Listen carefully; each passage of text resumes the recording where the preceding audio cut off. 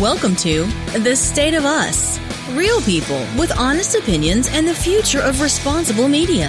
Here's your host, Justin T. Weller. What do you need to know about 5G? Well, it's a good question, and it's one that Lance and I intend to answer today. 5G is the upcoming new generation of wireless technology that, of course, will be the update to 4G LTE technology. So if all of that sounded like a jumbled, garbled mess, part of what we're going to do today is hopefully make some sense of that. And we're going to do that by basically having Lance be our know-nothing guy coming into this so that he can ask some of those questions that those of you who might not be as familiar with this kind of tech can learn about. But of course, we couldn't begin the conversation without him here. Your friendly redneck liberal, Lance Jackson. Won't be faking it today. That's right. I got my 3G phone, and I've seen 4G on a couple TVs I've looked at. But other than that, 4K. Oh, there we go. Is that what it is? Yeah, 4K. Oh, man, wrong alphabet. Wrong letter. Yeah. Sorry. Yeah. Okay. So I thought... A little humor invested there. Ha, that was funny. Ha, ha. That was a joke. Ha. I actually knew that. Okay. I didn't. Whatever. Yeah. It's not LG? No. My TV's LG. 4K is resolution. Okay. You know, like how good yeah, the but my picture TV is. says LG. Uh-huh. What's that? Well, that's the brand. Oh. Okay. It's an LG TV. So, man, I got no... So, my 3G phone's the only G I got. That's right. Okay, I got no other letters? Nope. Dag. Okay. So, I thought it'd be good to start with some history since we've got Lance on the show. I figured he could appreciate that approach. So each of them, and this is, by the way, this is a lot of this information we're pulling from the Wall Street Journal. They did a special report on September 13th. So we're referencing a lot of that. Each of the modern leaps in wireless network technology has brought distinct change. The second generation, aka 2G, so the G standing for generation, allowed for voice transmission. 3G ushered in the app revolution, and 4G brought a drastic speed boost. So 3G is what we typically associate with, like, probably, I don't know the exact date, but the early 2000s into the start of, like, probably 2012 or so. My flip phone. Yeah, your flip phone. And the original smartphones, you know, that had apps and that things like Facebook on the phone, you know, and when you saw the BlackBerry browsing the web and these things were amazing, that was all primarily enabled by 3G. 2G was the idea, wireless technology idea of transmitting voice wirelessly through the air. You know, where as before that, obviously everything was so like really old cell phones, you know, like the good old brick looking things that were the size of a briefcase. That would be more along the lines of a 2G kind of technology, where the only thing they could do was wirelessly transmit voice. Right. There was no data involved in the transmission. Okay. All right. I got that. Yeah. So does that make sense so far? Everybody knows now what the G means. All it stands for is the generation of technology we're talking about. So the current generation, the more advanced generation at the moment being 4G LTE technology, or typically we just shorten it to 4G. Now, the highly anticipated 5G wireless networks are expected to be powerful enough to bring us mass market automated cars and real-time virtual reality, yet practical enough to replace wired home broadband. So there's a couple big things there to break down. The car thing, okay, so people might, well, why do we need 5G, right, for cars? For automated cars. Well, a big part of that is, Lance, if you think about all of the decisions that the vehicle has to make, it requires a pretty serious onboard system to be able to do all that. It didn't used to. Right. I mean, my grandpa's Ford Falcon, 1963 Ford Falcon. It didn't need data. Didn't need data. No. Nope. Needed gas and oil. Yeah. But But it had like 3 removable parts in the engine. for automated cars to be practical. Oh, automated cars. Yeah. Okay. Self-driving cars. For I them don't to like be those. For them to be practical. Yeah. I mean, they're coming, you know. And part of what will make them safe is their ability to communicate in real time with other cars on the road. So a lot of the efforts up until now have been focused on this idea that the car by itself, not in communication with anything else, will do everything. So 5G allows for that conversation between vehicles to take place. 5G allows the leap into these cars sooner, because if we can solve the problem of them not having to, you know, basically the way How do they speak the same language? the way I mean, if you got an American car up next against a Japanese car. they all talk the same language. Oh, okay. They all got the same zeros and ones going. Okay. So, All right. universal computer language, right? But, well, and that is, I mean, not to make light of it, that is actually a legitimate hurdle they've talked about, is obviously these cars, there's going to have to be some kind of standard, because even if they all speak the same language, if they're using different terms, then it doesn't do any good. Well, it's like it's using, for me, a history analogy is different countries had different rail sizes for their trains. Right. And you can't one just of the take an things we did American in the train United and stick States, it on a... Exactly. I mean, we had that problem in World War II and stuff, moving troops and things like that, because the gauge was different. And in America, we standardized the gauge so that railroads could take off. And everybody had to use the same. So that's what you're talking about, a standard language so that everybody can use. I mean, that makes historically now, that's a reference that makes sense to me. Yeah. Okay. So that's kind of that is a hurdle, but when you think about it, you know, the way that you and I drive, right? So how does 5G do that? Yes. So the way that you and I drive is based on we're observing and taking in data, but we're not communicating like on a regular basis with other drivers. I do all the time. You're talking to them? Oh, I'm talking to them all the time. Like, don't pull out. Don't pull out. Oh, I can't believe you pulled out.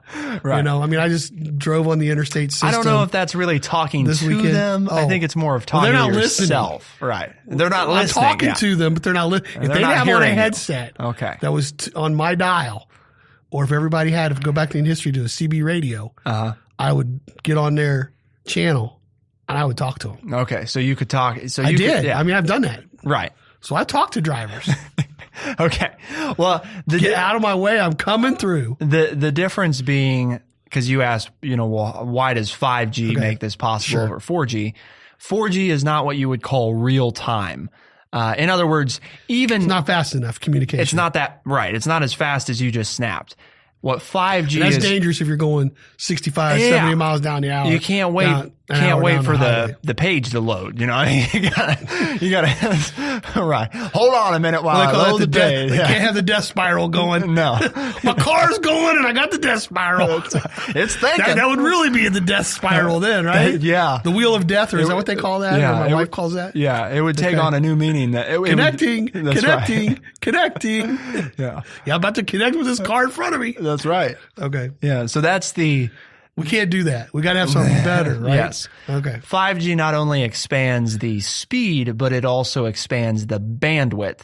And think of bandwidth just in its very, very straightforward meaning, right? The amount of resource available to fulfill a request. How much bandwidth do you have? Okay. I have a legitimate question here. Yeah. Sorry. I mean, I know I'm kind of funning, but I'm funning because I don't understand. Right. Okay. But so what's this? But my legit question is, how do we know we'll have enough bandwidth for all the cars and all the devices out on the road at the same time? I mean, because it's like when they build a new road, they widen the road to make it 3 lanes. But then once they make it 3 lanes, then 12 new corporations build in the farmland out there, and the amount of cars 10 years later are filling 3 lanes, and they've got to build 4 and 5 lanes. Yes. So how do we know that the bandwidth will be for 5G will be big enough to handle the onslaught of driverless cars? So chief among 5G's promises is that its use of short frequency radio waves will allow it to carry enough extra data to vastly extend the reach of connections. Current 4G LTE networks can handle smart deadbolts and dog collars, but they don't have the bandwidth to allow for complex self-controlled systems like autonomous cars that communicate with each other and are synchronized over a complex choreographed, system. So that's really the way driverless autonomous cars work, is they're talking to each other. Like, I'm in this space, so don't come over here now, or... I I know I'm really dumbing it down, but well, like I said before, I'm not very smart up here. Until recently, the thinking was no, they have to know how to do all that by themselves without communicating. The new thinking is the way we can make it cheaper is by allowing them to communicate with each other. Because if they had to observe like you and I observe. Yes. I mean, that was what the tech was based on. Second generation of autonomous cars had to observe like you and I observe when we drive. Right. Okay. And so now with 5G being introduced, is it here? Yeah. I mean, it exists. Okay. Yes. 5G exists. So they're looking for a way to use 5G, and they're saying now we can have the cars talk to one another, which would be a safer way for these vehicles to operate. Yes, 5G is in its very early days. So keeping in mind that the U.S., China, South Korea, and Japan are leading the early rounds, AT&T and Verizon plan city-by-city 5G launches starting later this year, while China expects national coverage by 2020. And we'll talk a little bit about why being first matters. But as we're just continuing the initial conversation, it's important to know the technology exists. Now it's a matter of improving it and figuring out how to make it practical to make it widely available. So what other things are they looking for it to improve our lives other than autonomous cars? Right. So autonomous vehicles. A couple other the big ones that I just graced there that I'll explain a little bit more. One of them is real-time virtual reality. Another one is a practical replacement for wired home internet. So right now, Lance, you've got Netflix. You want to watch Netflix, and you're paying, right, a service provider to deliver through a cable into your house the internet. Okay? 5G will say you don't need a cable anymore. You don't need anybody coming to your house. No, I don't need my box anymore or anything like that? Nope. Hey, mate, you might have found something to sell me on this stuff. Then. Because the TV just connects all by itself with no cords or wires to the internet. Okay, I got problems, though. See? I got problems. Why? That sounds like George Orwell's 1984. It's the same thing it does now, though. Because yeah, but did you hear about that? I'm sorry, that's off topic. The presidential emergency system. The president can just, are you kidding me? The government can now go into any device and just automatically talk to us anytime. That is so wrong. It's an act that, Congress did. I forget when it went into effect last week. Mm-hmm. It's a requirement on that's scary. Smartphones sold in the U.S. You can't disable the presidential alert system. I mean, it's never been used. That's as bad as the screen at the Speedway talking to me. Oh, yeah. I mean, I can't even pump at the gas station right. where the screen's or you talking. go to the big city, not ours, but you go to the big city and you're checking out, and they're talking to you while you're. Yeah. No. I gotta get away. Okay. Anyway, I'm sorry. I don't want to take away. I'm just. It's scary though. I mean, if they can just float stuff through the air to my TV, that sounds like, oh wow, that's really great. But it's a way for mind control, because then they can control what you watch. That's the next step. Yeah. The reality is, though, and the big thing here to keep in mind is that the only real difference, because what are the safeguards? All of our digital communication right now, to some extent, is transmitted wirelessly. I mean, whether it's from your TV to your router in your house and then through a wire. Right. Even if it goes through that wire, like take here locally, for example, CT Communications is a local company, right? Yes. And they provide, and you might even have them for your home service. No. Okay. Yeah. A lot of people don't like them very well, but, so they might be a bad example. But if you do have them, I don't like who I have. You have a physical wire entering your house from CT Communications. Yes. The interesting thing is that once the wire reaches CT Communications, it uses a satellite that's beaming into space connecting for the internet. So I understand it's already there. All it is I don't is like it. a change in the delivery system. But now it makes it seem like it's going to be even easier for mind control from the government. Oh, so now we're taking the leap to the government. It's not even private companies. Well, it's FCC. Yeah. Which is the government. Federal. Yes. Federal. Uh-huh. FCC. Federal. That's government. Uh-huh.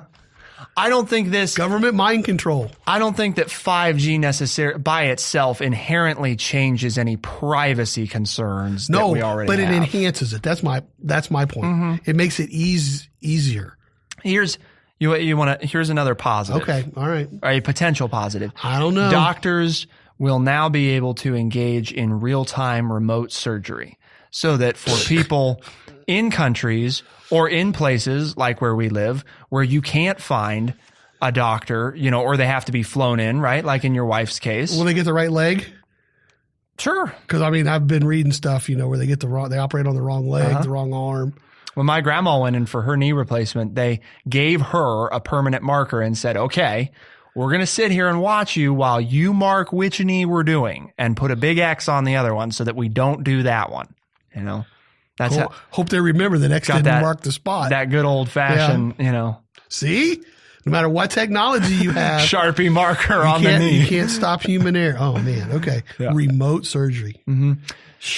So they've already started some on machines that are performing surgery. So I'll just be able to yell out, hey, I'm having a heart attack, and they can go in and do my surgery. A heart surgeon could use, the heart surgeon would still be performing the surgery. 5G, and I could just announce it to the world.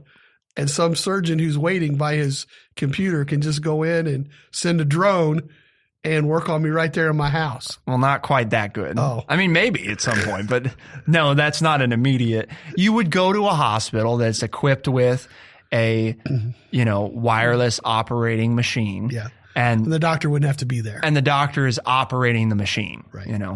There are a lot of promising moves in machine-based like when you live out in the middle of nowhere like we are, mm-hmm. like we do, that we could get some of the you could have New York's finest doing your surgery. Right. So again, even though it's a scary concept, there's definitely a positive benefit there of you don't have to go to New York to have the best. When we talk about, in the Indian healthcare services and the hospitals that are closing down in rural areas across the United States. It's a potential solution. This is one way to solve that without making how you make someone, but forcing doctors or encouraging doctors to go to these rural areas to perform. They can live where they want to live, have their practice where they want to have it, but with just a machine and a group keeping the place sterile. Yep. You could operate. They can still operate.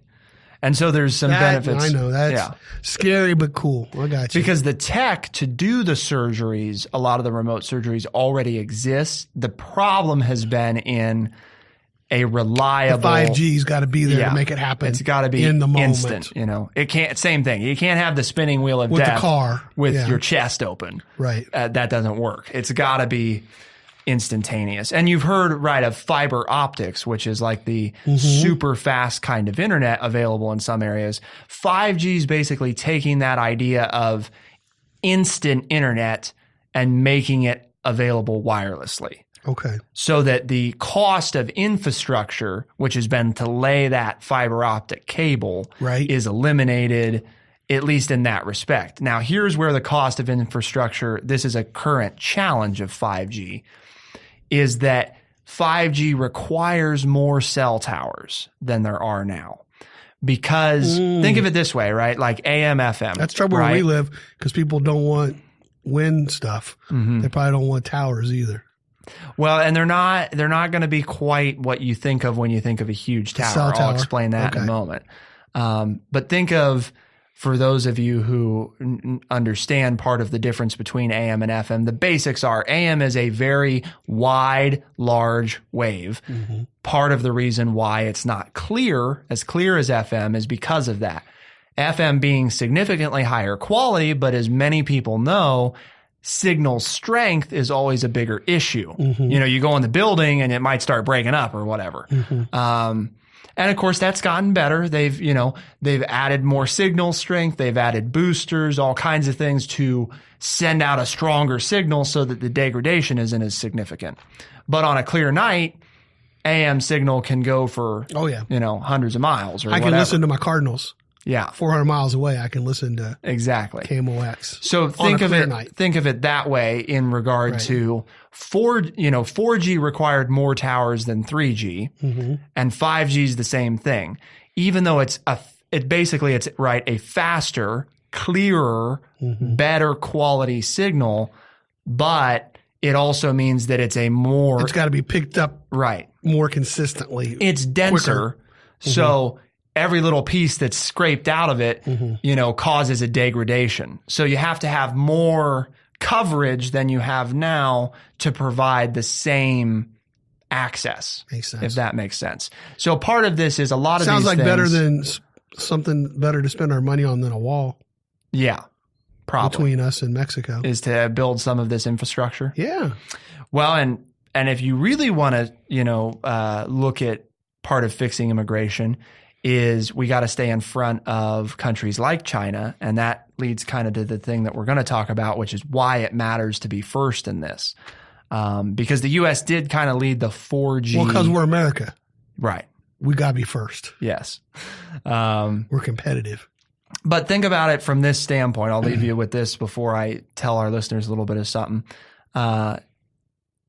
We have been the tech center of the world, right? I mean, California, right? Silicon Valley.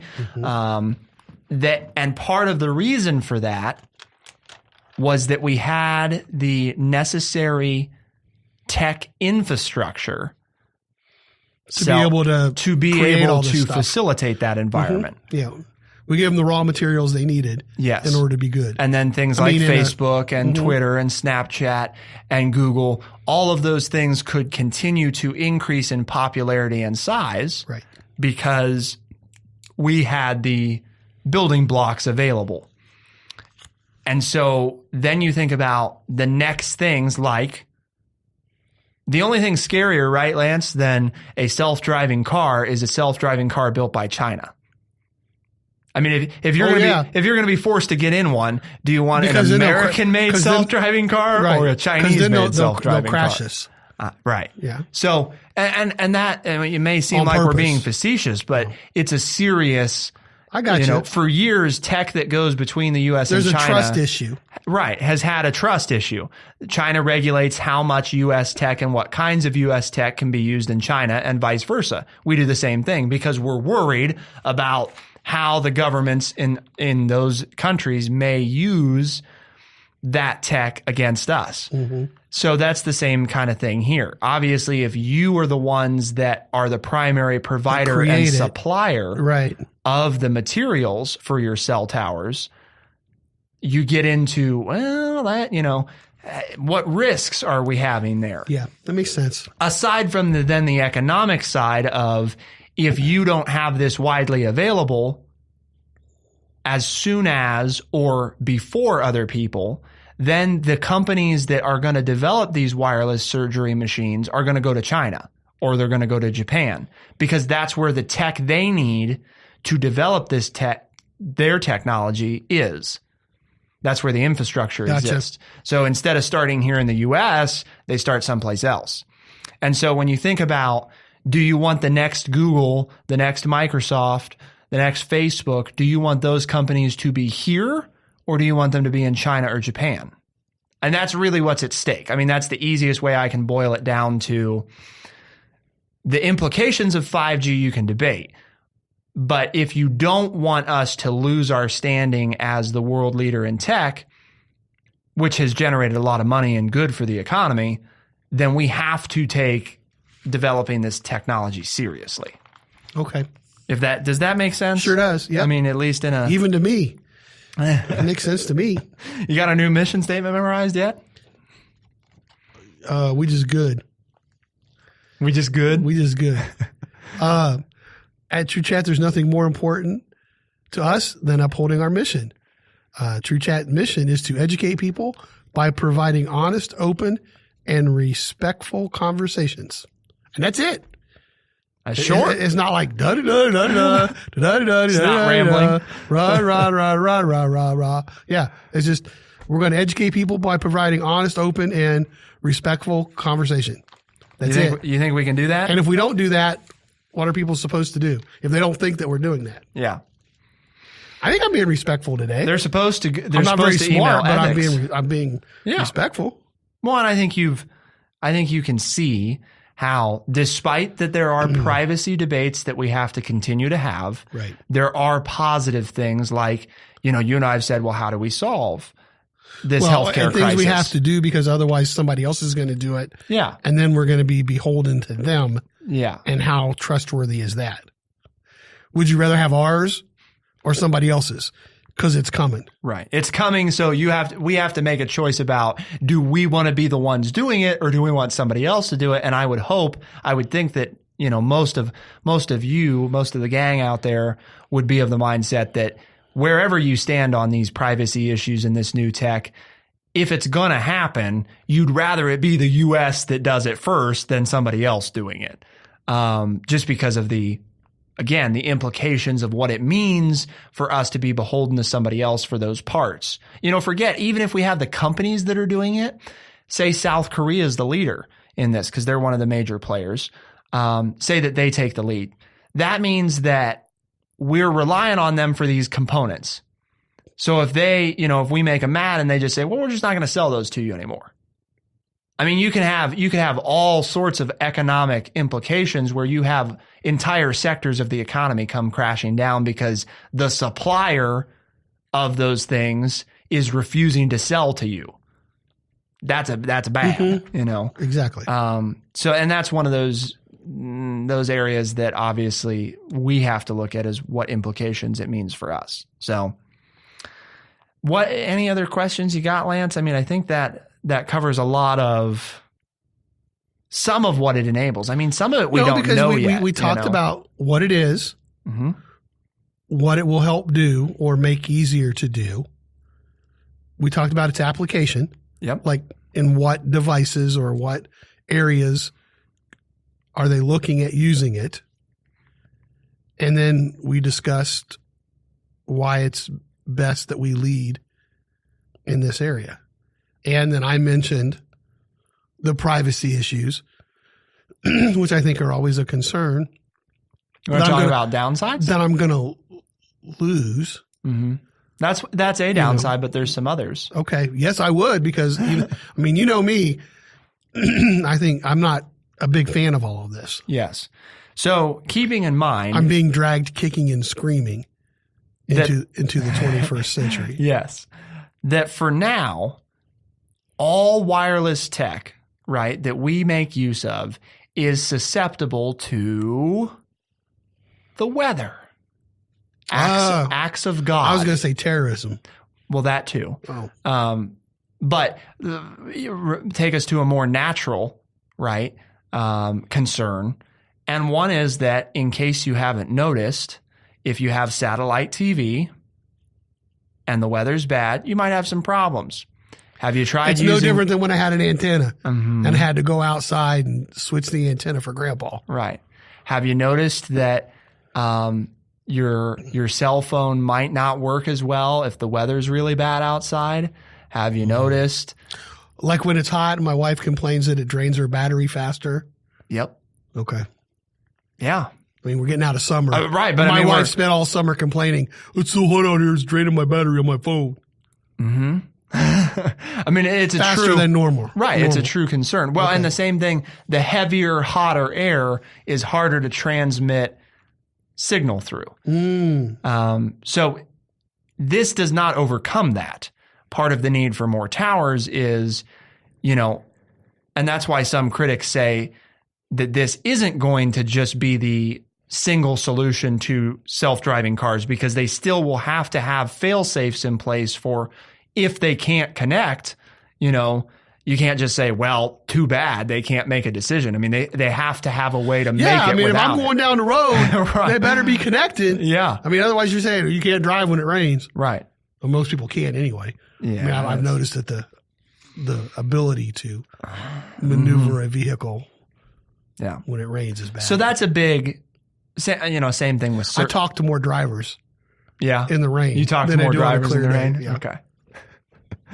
Same thing with surgery, though, right? I mean, if your heart's being operated on and it starts storming, you don't. Yeah. Oh, we got to postpone this. Well, what do you mean? You got me cut open and everything. Yeah. We can't just stop in the middle of it. No, it's raining. Yeah. time to stop. So, yeah, I mean, there's implications. They like said that. it wasn't going to rain today. Those meteorologists. Oh, that's right. Man, I got a former student that's going to be one of those. I'm going to start bugging him. Mm-hmm. Like, yeah, hey, what's 5G going to do? Is it going to rain or not? I got to schedule my surgery. Well, it's a 40% chance. Oh, great. The old 40% thing. Yeah. Sorry. Yeah, we talked about the good old 40%, right? The cop-out percentage. Yep. Not enough to have a strong commitment, but also not too little as to suggest that there's not a possibility so that you're safe either way. Well, it happened. I said it could. Yeah, you know. Told you 40%. Yeah, I mean, there was a decent chance. And then if it doesn't happen, well, I didn't say there was a good chance. Right. I gave you less than half. That's right. There was a chance. Yes. So that's one of the other concerns beyond privacy that Lance raised is how do we deal with that? The weather still is going to cause issues even with 5G. Yes. Because so how many Gs we got to have to get to before it doesn't? Before weather doesn't. Mm-hmm. Are we going to? You know, are we going to melt the planet? They're always before we get there. Which is going to come first? Experimenting. The chicken or the egg? You know, which comes first? The chicken or the egg? Which comes first? We destroy the planet environmentally, or we create a generation where weather won't matter. It's a good question. I don't know. I don't have the answer. Maybe in the future we'll that'll be the question. Maybe when we get to 10G, they'll in philosophy class they'll know. Yeah? Which came first? The generation that fixed all the problems with technology, or the destruction of the planet? You know, there is an answer to which came first for the chicken and the egg. There is? Yeah. Oh. It's a bad question because the chicken had to come first because there had to be something there to keep the egg warm. So you had to have a chicken. Nah, baby, nah. The egg couldn't hatch without the warmth of the mama chicken. Could have been just the sun. Could have been another animal that warmed the egg. Yeah. I want to know what was going on with it. Yeah. Uh-huh. Could have been something else. It sat on it perfectly for. And how can you have a chicken if you didn't have an egg? Mm-hmm. You couldn't get the first chicken without an egg. Well, we don't know that. See, it is a good question. Lance, we can grow. I got one. We can grow a hamburger in a lab now without a cow. Mm-hmm. I'm pretty sure there's a way to grow a chicken without the egg. I got one for you. Where do French fries come from? The ground. Nope. Where? Greece. That's pretty good. Yeah. Okay. We'll leave it on that. I don't know what that has to do with 5G, but G, baby. Greece. Greece. The fifth generation of Greece. There's one. And it could be Greece as in food byproduct, or it could be the country. That's right. Where all studies of philosophy started, right? Yes. Was in Greece. Yes. The Greek Empire. Mm-hmm. See, huh? Invent new meanings. That's why they keep me around here, folks. That's right. All right. Well, making those connections. Let us know your thoughts on @TrueChat.org. And of course, you can listen to TrueChat podcast pretty much on all places that fine podcasts are found. I heard that the other day on a New York Times podcast, and I was like, yeah, that's what we'll say. We're going to use that? Then we're going to use that.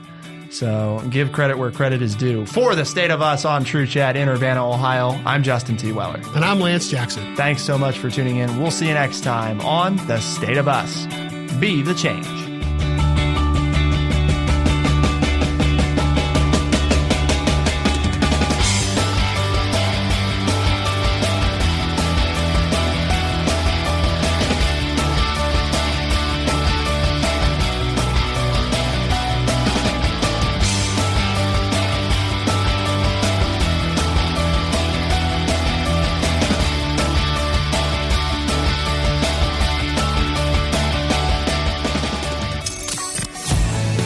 For responsible media, Listen on demand to politics, sports, and more with the TrueChat app.